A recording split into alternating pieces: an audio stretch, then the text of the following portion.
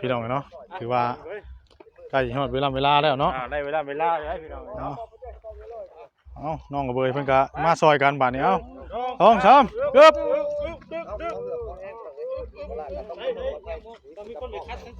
ระวังเด้อ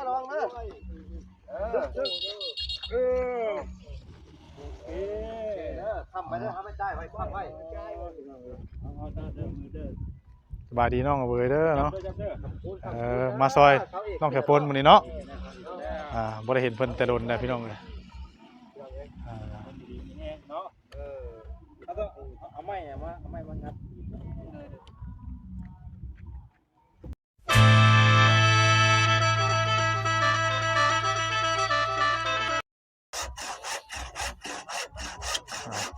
สบายดีทางเด้อตัดเห็นยังคือเป็นป้องเฮ้เนี่ยอันที่เฮ็ดไม่จ่ายโอ้โดยเอาพี่น้องเนาะสบายดีและสวัสดีเด้อพ่อแม่พี่น้อง FC เบิร์ดสู่คนเบิร์ดทุกทานเนาะมื้อนี้ก็พากันเริ่มสีกะเกียมยกเสาเฮือนน้องสายฝนกับลุงโจยสบายดีทุเป็นได้ตื่นเต้นบ่ยกเสาเฮือนเสาทานใหม่แล้วบาดนี้คำคูณได้ประตูเอ้ยบาดนี้เนาะช่วยพอกันโดยว่า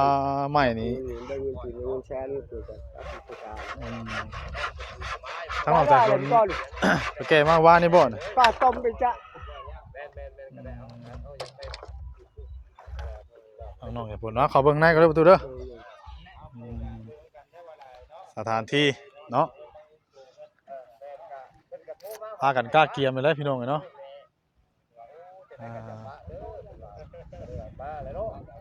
เริ่มแล้วมีเสียงตู้เสียงเพลงเพราะว่ามื้อนี้กับมื้อจบมื้องามแล้วก็มีทั้งดองทั้งหยังเนาะพี่น้องเอ้ยสบายดีทั้งน้องสายพลสบายดีเด้อเนาะเอาเริ่มแล้วพี่น้องเอ้ยดีใจน้ำน้องนี่เนาะว่าน้องสายพลปลามาใช้ไหมนี่น่ะตัดเอาอยู่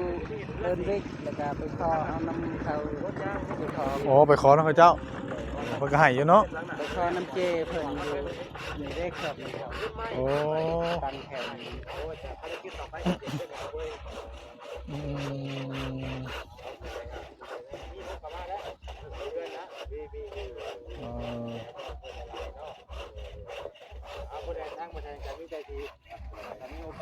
ไม่บิ๊กเนาะเป็นไม่บิ๊กเนาะไม่บิ๊กไม่แดงไม่หยัง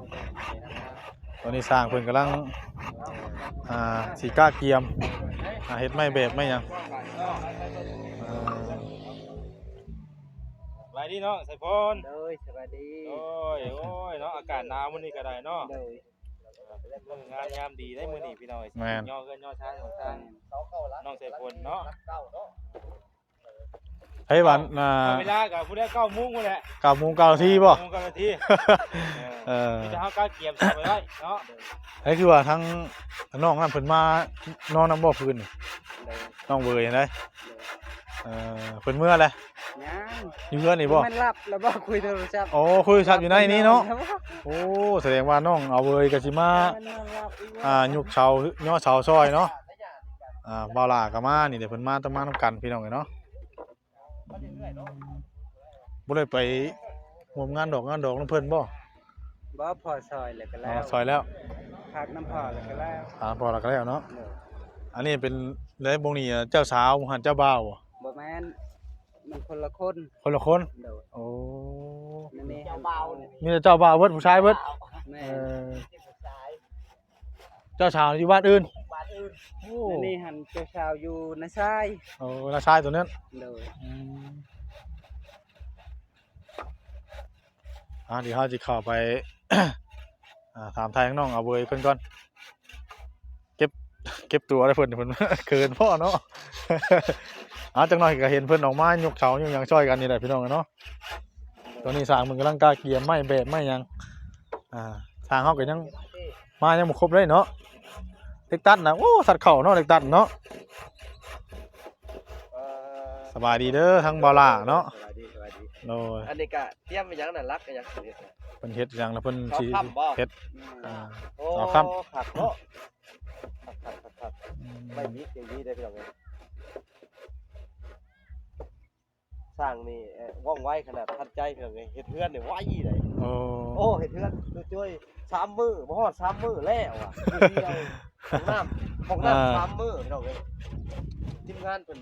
ทีมงานมันว่องไวอันนี้ครับว่องไวเสียใจได้เพิ่นว่า ยังอีก2คนเนาะเพิ่นยังบ่มา บัดนี้เฮ็ดจักคนสร้างบ่นี่ฮะ รอเบิ่งนํกันพี่น้องเอ้ยเนาะอืม เขาก็จะคนนี่เนาะจะคนนี่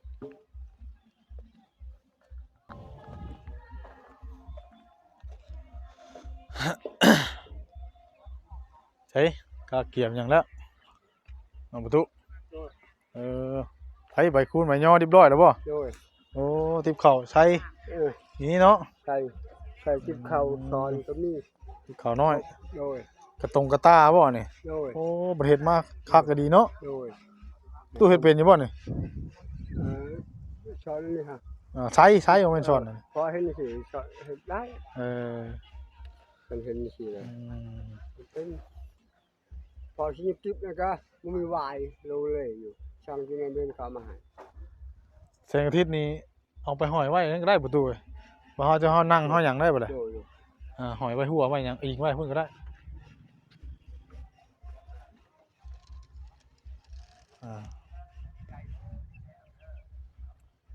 ห้อยไว้เนาะ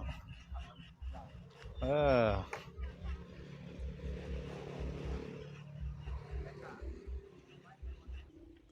เราทุกคนกำลังงัดไม่ออกเนาะ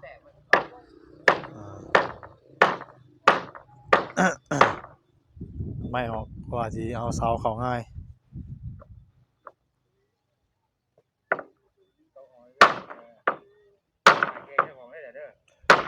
ตกสึกตีนเด้อเจ้าต้องเข้าอยู่ทางใน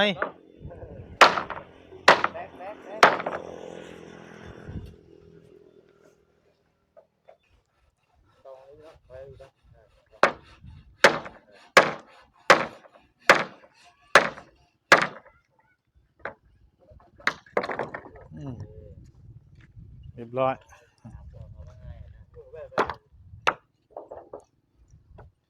ตอกรถน้องตอกวางตกเห็ดตีนเจ้าเลย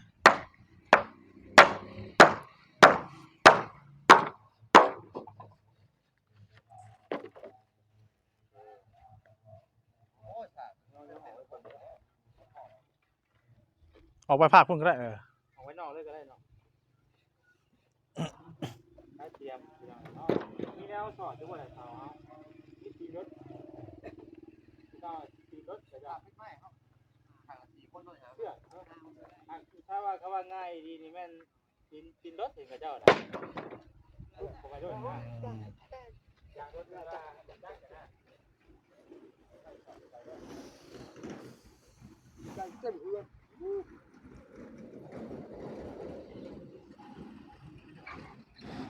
ยังประตู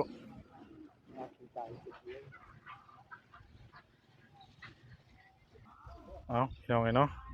ตอนนี้สร้างมันก็ยังมาบุครบพี่น้องไงเนาะยังคนนึง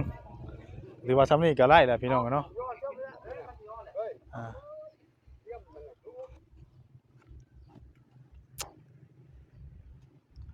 ถือว่ายัง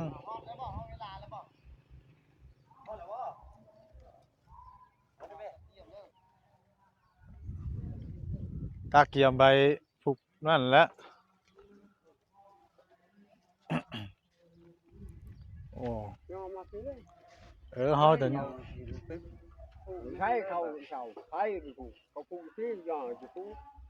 มาเลยเฮ้ย ลูกกันเราประตูบ้านประตูเพนี่ประตูเฮ็ดไปได้ฉันก็เฮ็ดคือตามภาพประตูนะเนาะ เจ้าพาก็เห็นได้สั่ง ขึ้นเฮือนขึ้นชานยกเสาเฮือนเสาชานเฮ็ดแบบใดไปผูกอยู่บ้านนอนงานว่าไปสิไปผูกบ้านนอนยอพี่จะเอาผูก อย่าเพิ่นย่อมาก่อน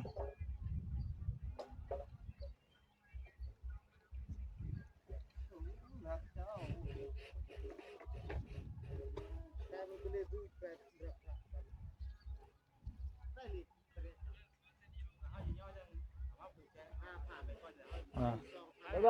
ย่อมาพี่ก่อนจะผูกเนี่ย ย่อพี่ก่อนประตู ย่อมาพี่ก่อนจะผูก อ่า ผูกในการย่อกับคนเลย อ่า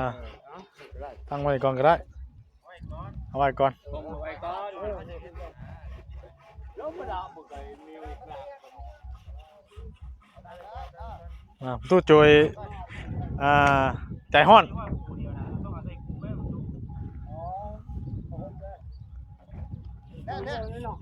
เป็นคู่ แล่เลิก แหละเลิกเป็นคู่ เอาญาติเอา หน่อยโพดประตูเอ้ย ควันนี่เจ้าควันนี่ให้เป็นคู่ เป็นครูพุ่นแล้วเอาใช่ครูอุ้ยตู้บ่มีครูบ่ บ้องครู ครูบ่มีว่าครูน่ะ จกครูคุยก็ได้จก ครูมีก็ใส่ครูเต็มเครื่องครูนี่จักนั่นนี่ เอามาใช้หั่นครูหั่นอยู่มาใช้แต่เก่าน้ำใส่บัดนี้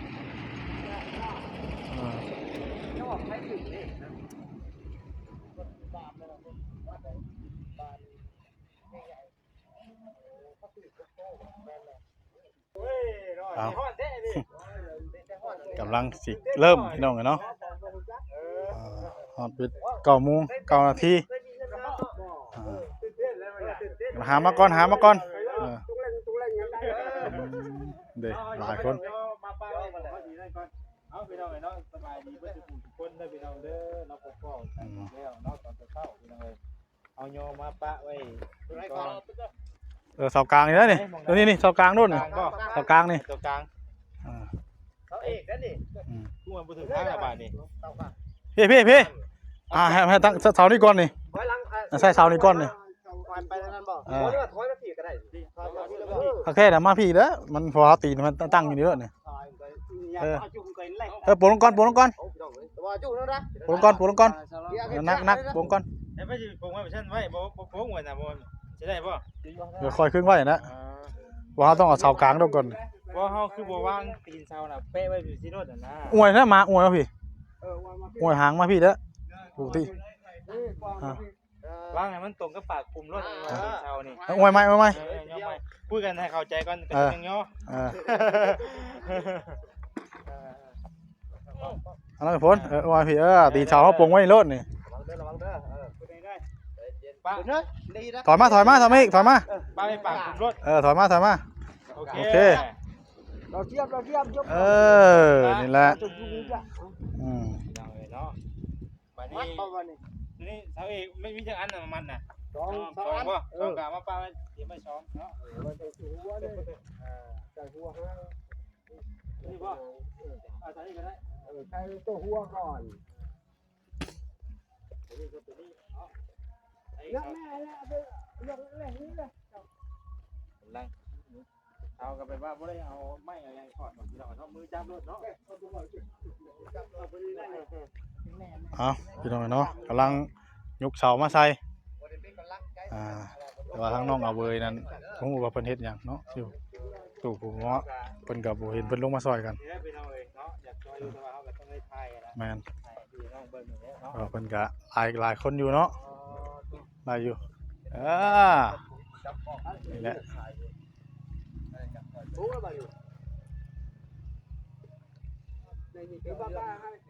ผูกไว้ถาก็ได้บัดนี้ว่าเฮาฮอดเวลาก็ยกเลยผูกแล้วตุ๊ ผูกไว้เลยบัดนี้เฮาไปทางไหนมันยุกรถ ดูแล้วตื่นเต้นท่าน ตื่นเต้นแหละ พี่มองไหน นี่คือบ่เสากลาง นุดเอาใส่เสากลางหรอประตู เสากลาง เอาใส่กลางดูเลยใส่กลางใส่กลางเอาใส่เสานั่นนี่ตรงนี้ ว่าเป็นจังว่าบ่ทุกฮะ สัตว์ตัวไหนอยู่อ่ะ เด้อนี่ นี่ตัวนี้ก่อน ก็เป็นอยู่ป่ะประตู ไหนเอาบ้านไหน ลืมเนาะตายเด้อดีใจแฮง มองนี่แต่ว่าบอกช่วงกลางบ่ ไปเลยนี่แหละว้าวเพิ่งรู้บัด ก็อยู่กับคนเรือเด้อให้หังให้มีให้ลำให้รวยได้ให้ชื่อเด็กพกโตคือบ้านคือเมืองเลยอันนี้ก็ถึงได้6โตแล้วได้ ทุกชายทุกแซงจะเข้ามาแซงมาพูดเบาในลากให้ถึงหมด สาธุแล้ว ขอบคุณนะประตูเด้อบัดนี้ คุณนุ่นเนาะ ขอบคุณขึ้น ปลาหมอไปเสียตัวนั้นน่ะไม่ให้ มันมี ประตู ไป ตั้ง เสี ไม่ ย ไม่ประตูที่สิว่า อย่าข้ามเสา ไม่ ทุกอย่างไปเสียพูดอันนี้ให้ คูณหมันยืนเนาะ อ้าวมันยืน ขับคูณเอา เสานั่นมานี่ เสาเอกพี่น้องเลย อ่า เลยบ่เอาปลูกต้นนี้เอาตัดเท้าไม่ชัดปีนซอกคอ บ่ให้ครับ ปุ๊กนี่มาบ้องนี่บ้องนี่มันง่ายนี่นี่ กัดจ้ะ อ่า อ้าว อ่า เยอะมันอะไรอย่างพวกเนี้ยแล้วมันปักหักษาเอาทุกคนว่าเป็นงามยามดี ตั้งเยอะจุอ่อนคนไทยเนี่ยเอ้ยสมบูรณ์จุด้าจุสการมันยืน ดีใจน้ำเนาะมีแต่ถารอ ให้คูณ อ่า เอาน้ำนี่มัน เอาน้ำมาพดที่บัด เอาน้ำหด บ่อยู่ได้ เขาย่อขึ้นจังเลยหด แม่นฮดบ่ฮดเลยฮดก่อน พดก่อน พดเลย อันนี้น้ำเอามา มาพี่ เอาฮดไปก่อน ก็บ้วยห้อง เวลาเขาจะยุกเลย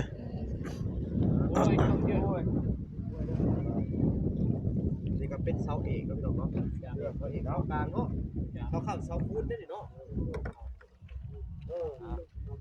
ฮดขึ้นแต่ว่าเนาะแม่นว่าฮดขึ้นเนาะฮดขึ้น ขึ้น พดไหลขึ้นเด้อ ฮ ตู้ ดขึ้นได้ประตู พดแต่ตีนเสาฮอดปลายเสา รวมยายนะรวมยายดงชดได้ อ้าวเย็นเลยจะใครจะให้ได้เข้าใครจะให้นี่ให้กินคือน้ำ ไป ไม่ อ ได้ ยู่ยึดเป็นชุบเนาะ เย็นเป็นชุบ จะให้ได้ก็ให้ร่ำรวยด้วย รวยบ่ กระชุดนั้นจะให้รับไม่รวยนี่แหละเนาะใครก็เกิดว่าผมเตียกรวยบ่ ไป ไป กั กัน น ปรารถนาที่เป็นเยอะป่ะเยอะเอาเลย เดี๋ยว จะเพิ่ง แป๊บนึง เวลาฮดไปก่อน ฮดก่อน9 โมง 9 นาทีพุ่น อ่า ยังอยู่ อ่า ย้อนอีกเอาไปที่นะครับที่นะครับเอาฝุ่นรถเขาได้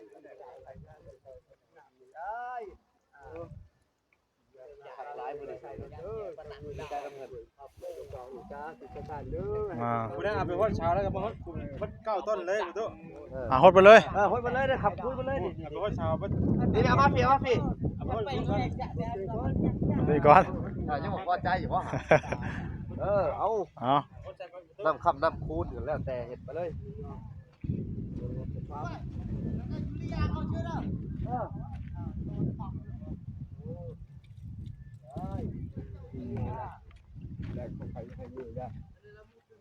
เฮ้ยเพิ่นมื้อไหนบ่น่ะเพิ่นพาอยากไปกินข้าว บ่เป็นหยังเนาะดีใจขอบใจหลาย ผมเข้าใจหลายได้เด้อเข้าใจหลาย อ่า อ๋อโดยเข้าใจ ว่าจะน้ำเบิดได้ตู้พี่ไปเขาพี่ แล้วก็สาดไปเลยไปเลย เขาจะยังหน่อย หน่อยนะอืม พูดเอาโอ้ยเย็นเป็นทุกข์นอนกันเย็นสบายเอา อ้าวบัดนี้บ่มีแห้งบัดนี้เปิดเวลาก่อนเดี๋ยวเนาะ เวลาก่อนบ่ 8:53 นาที ใกล้แล้ว เดี๋ยวจะหน่อยก็ได้ยกเนาะที่เนาะเอาให้เวลามันได้เป๊ะโดดนะ9 โมง 9 นาทีเนาะ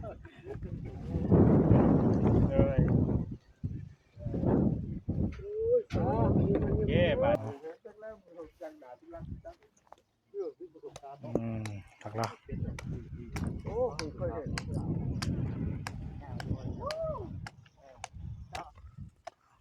มาหาขวดหน่อยเนาะ น้อยสปุนเพิ่นยายสร้างนี่อย่าลืมมานารุ่นผามานำเด้อ รางวัลแน่ รางวัลนั้นเต็มๆแล้วเชื่อมถึงเลขบ่ได้ฮะ แค่ต้องไม่ได้แต่ ผู้ใดเล่มร้อยก็รุ่นผานำ ใส่กระสอบไว้เนาะให้ทั้งผู้นั้นเพิ่นไปอยู่ไสล่ะทั้งผู้นี่นะ คือไก่เห็นบ่ ใจหันมา ไก่คือยังไปกินด กินดอง สั่งรอแล้วคนน่ะ จะว่าเมาแล้วบ่จัก สั่งรอสาวว่า บอบหน้าตาเป็นรอ สั่งรอ สั่งรอ สั่งรอ ไว้เอาไว้เพิ่นเอานอกจากเพิ่นเอานึงไว้เพิ่นนั่นนึง พี่น้องก็ใช้เวลาเฮาอยู่เรื่องเบิ่งเวลา ลืมมึงนะฮะ มึงก่อน เฮาได้จักว่าซั่น เอาบ่ใช่คน อ๋อยังอีก9 นาที นี่เก้าทีเอา 9 นาที กาเก็บไว้ก่อน น้อยก็เริ่มแล้วพี่น้องเอ้ยเนาะ ยอดเสาซอยเจ้า ใส่ใจ บ่ได้จ่าย ยาว โอ้เนาะเราเลย ติดต่อเคยเจ้ามันตอบบ่ได้เลยคือเจ้าใหม่เลย มันบ่คือสามไม้เด้เนาะ โอ้ โอ้นี่ว่าจะออกไปแรงนี่ นั่นแหละ ใช่เป็นตัวเลขหรือเปล่า เอาตัวเลขเลยนะฮะ โอ้ตัวพี่น้องเอ้ยแน่ ไปเบิ่งน้องกันเบิ่งเป็นจังได๋ ซูน ตามโอ้เด็กมากน้องสายฝนกำลังดุนโชคได้กระปูด้วยนะฝนเอาได้กระปูงัดมือบ่ได้ได้กระปูฮะได้กระปูได้คู่ผม ไปเยอะมาเจ้า ดุนโชค โชควัฒนา ฮึบ บ่ได้ บ่มี เลขเลย โอ้ยอย่างเลย คาราบาวบ่มีเลขประเทศไทยเนาะ อันนี้ต้องเรียบร้อย ใจเดี๋ยว เบิ่งก่อน 3 นาทีนี่กำมุง3 นาที เอาพี่น้องเนาะถือว่าใกล้จะฮอดเวลาแล้วเนาะ ได้เวลาแล้วพี่น้อง เอาน้องกับเบยเพิ่นก็มาซอยกันบาดนี้เอา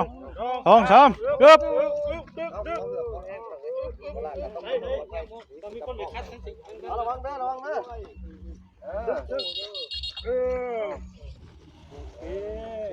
ทำไปเด้อทำไม่ได้ไว้ทำไว้ สบายดีน้องกับเบยเด้อเนาะมาซอยน้องแขปนมื้อนี้เนาะบ่ได้เห็นเพิ่นแต่โดนแล้วพี่น้องเอ้ย เนาะเขาต้องเอาไม้มางัด ไม่ดัดใช่ ถึงง่ายเนาะ ง่าย ยังไม่ได้ใช้เสียงบันไดกันยังไม่ได้ใช้เสียงบันไดเลยขึ้นเลยที่ได้สาวพอดียกไปหน่อยเนาะยกวันนัก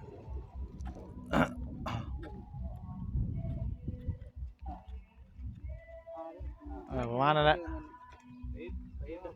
ได้ไหมไปได้ ไม่บ่ เอาก็ถือว่าขึ้นแล้วเสาหนึงเนาะ งัดออกปั๊บงัดออกมันตรงเขา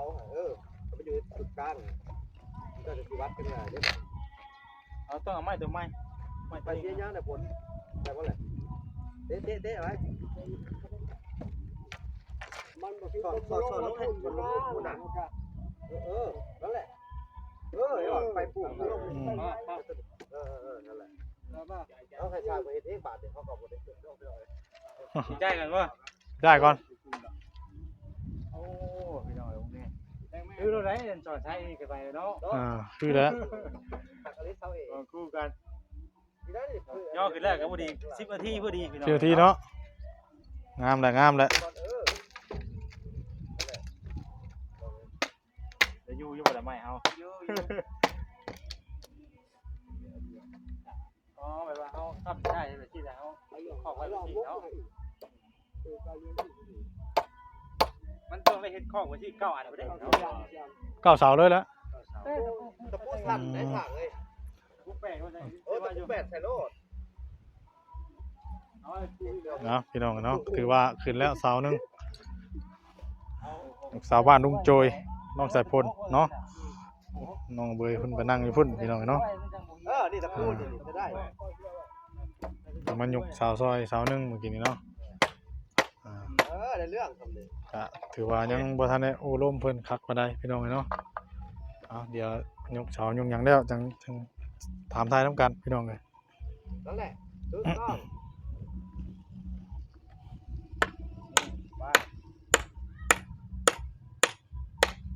แอมดีเข้าไปอีกว่ะ2 รอบเลย พี่น้องเนาะสำหรับคลิปทางบอกไปก็จะได้ขอตัวจบคลิปแล้วพี่น้องเนาะเดี๋ยวต่อกันคลิปหน้าเพราะว่าคลิปนี้มันก็ยาวแล้วพี่น้องเนาะ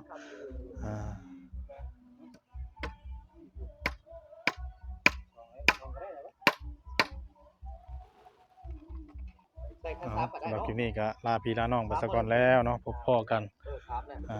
คลิปหน้าคลิปต่อไปเด้อพี่น้องเนาะผิดพลาดประการใดกราบขอโทษขออภัย FC พี่น้องเบิดทุกผู้ทุกคนเด้อสบายดีเด้อพี่น้องเด้อสบายดี แม่